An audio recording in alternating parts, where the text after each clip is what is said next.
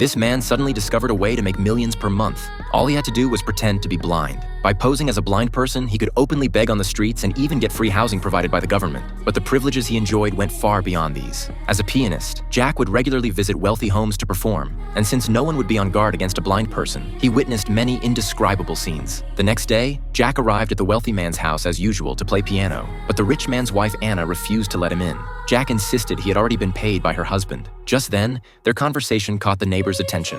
Anna, seemingly reluctant to draw attention, eventually let Jack inside, a decision that would prove to be the most foolish Jack had ever made. As Jack began to play, he was horrified by what lay before him. The wealthy man's corpse was lying in the living room, yet he dared not show the slightest sign of nervousness. Panicking internally, Jack excused himself to use the bathroom. In the bathroom, just as Jack was trying to calm himself, he discovered a man hiding behind him. He quickly realized this person was the real killer. Fortunately, Jack's composed demeanor didn't arouse the man's suspicion.